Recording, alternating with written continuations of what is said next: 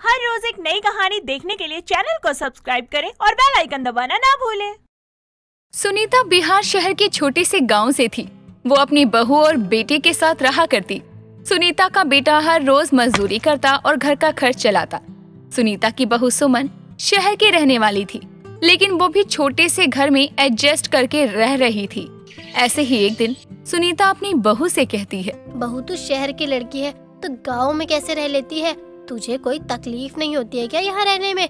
अगर मैं तेरी जगह होती तो मैं तो कब का उत्तम जैसे लड़के को छोड़कर चली जाती। हाँ मुझे पता है माँ जी, आप छोड़कर चली जाती, इसलिए तो आप मेरे जैसे चाहकर भी नहीं बन सकती हैं। मुश्किल नहीं, नामुमकिन है मेरे जैसे बनना।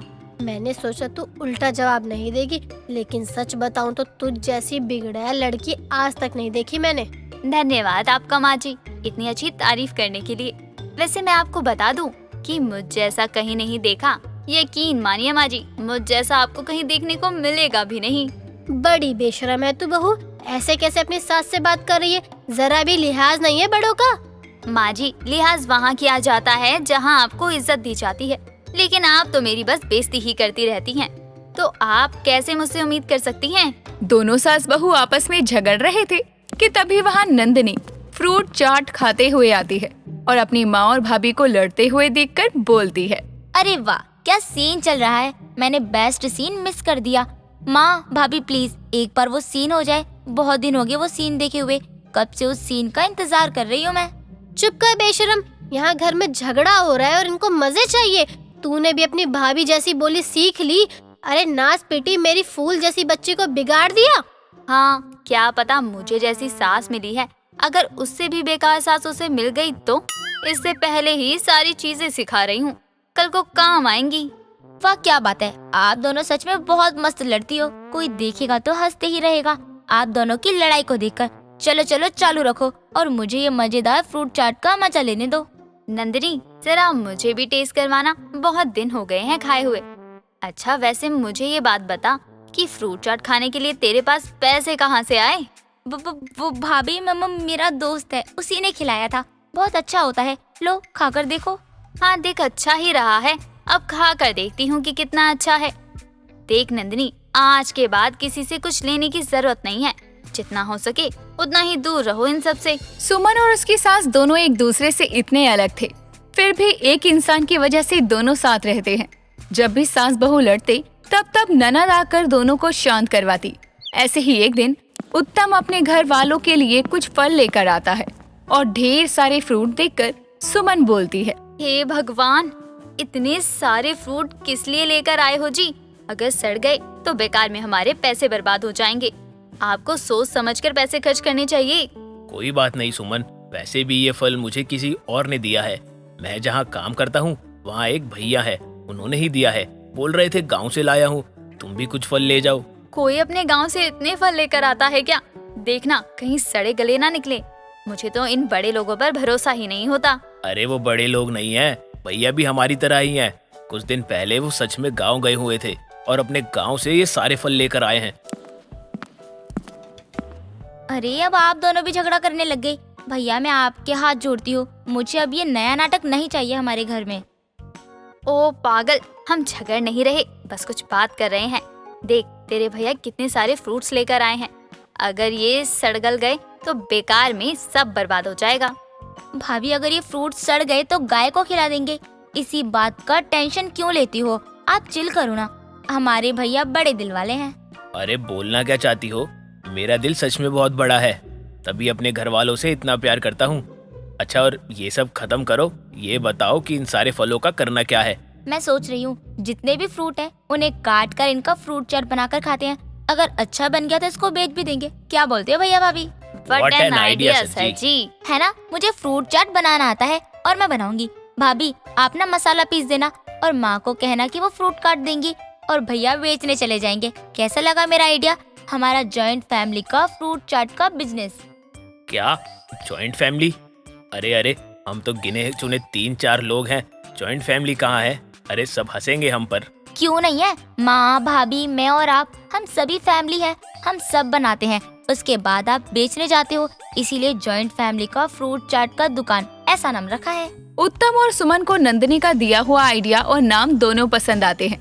अगले दिन सभी घर वाले फ्रूट चाट बनाने की तैयारी में लग जाते हैं। कुछ देर बाद फ्रूट चाट लेकर उत्तम निकल पड़ता है, लेकिन उसकी कमाई नहीं हो पाती। वो मुंह लटकाए घर वापस आता है और परिवार वालों से कहता है, मुझसे नहीं होगा ये काम। मैं जिस काम में निपुण हूँ मुझे वही काम करना है। दिन भर ऐसे भटक भटक कर बेचना मुझसे नहीं होगा। अरे इससे अच्छा तो मेरा दफ्तर है जहाँ मुझे भटकना तो नहीं पड़ता। हाँ मत कर, वैसे भी हमारी मेहनत है ही कहाँ, सब तो तुझे ही झेलना पड़ता है ना। दोनों ननद भाभी मिलकर मेरे बेटे से परिश्रम करवाए जा रही है। माँ जी, बैठे बैठे अगर पैसे मिल जाती तो आज आप करोड़पति होती, सच मानिए। और हाँ उत्तम जी, कुछ भी बेचने का हुनर होना चाहिए। सिर्फ लेकर घूमने से कुछ भी बिकता नहीं है, सोना भी नहीं। इस बार मैं भाभी की बात से सहमत हूँ। सही कह रही हो भाभी, एक जगह बैठकर ना ही कुछ बिकेगा और ना ही कोई खरीदने आएगा। ठीक है, फिर तुम दोनों ये फ्रूट चाट बेच कर दिखाओ।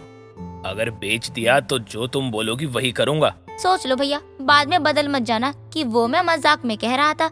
अभी से बता दो, हमारी कही बात मानोगी या नहीं। अगर अभी पीछे हटना है तो हट जाओ, उसके बाद में पीछे हटे ना तो मतलब धोखेबाजी।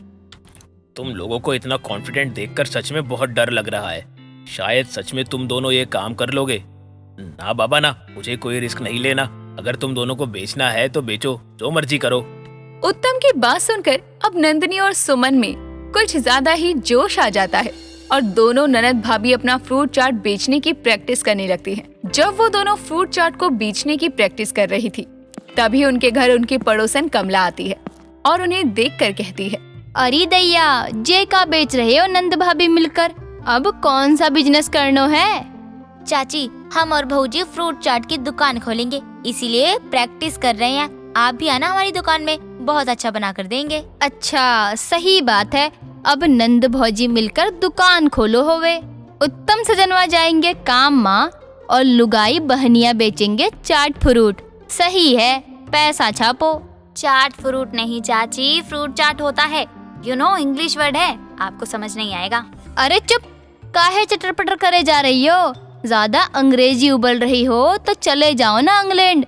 बड़े आए हमरे सामने अंग्रेजी मैम बनेंगे।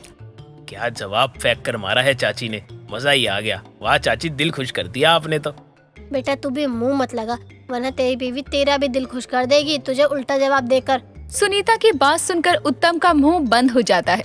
ऐसे ही अगली सुबह दोनों भाभी और ननद अपना जॉइंट फैमिली का फ्रूट चाट का ठेला लेकर निकल जाते हैं और शाम को खुशी खुशी फ्रूट चाट बेचकर घर लौट आते हैं। और तभी नंदिनी कहती है, देखो माँ, आज की कमाई देखा, हमने कहा था ना बेचना आना चाहिए। अगर आपको बेचना आता होगा ना तो आप कुछ भी बेच सकते हो। ज्यादा मत उड़, अभी एक दिन हुए हैं, अभी तो पूरा साल बाकी है। महीना तक टिक जाए वही बहुत है। आपके बेटे से तो अच्छा ही बेच लेती हूँ, ये तो पता चल गया मुझे। क्यों भाभी, अगर कल भैया हमसे शर्त लगा लेते तो आज बेचारे हार जाते। हाँ, हमें खुद से कम समझ रहे थे और हमने भी दिखा दिया अपना जॉइंट फैमिली का फ्रूट चाट का ठेला लगाकर। अब हमें खुद से कम मत समझना भैया, समझे? नंदिनी और सुमन रोज अपना फ्रूट चाट का ठेला ले जाते और बेचकर आया करते, लेकिन कभी बिकता तो कभी कुछ भी नहीं बिकता। ऐसे ही दिन गुजरने लगे और अब उनकी जॉइंट फैमिली की फ्रूट चाट की दुकान बंद हो चुकी थी। दोस्तों, अगर आपको ये कहानी पसंद आई तो इसे लाइक करें, शेयर करें और कमेंट करके बताएं कि कहानी में आपको सबसे अच्छा क्या लगा।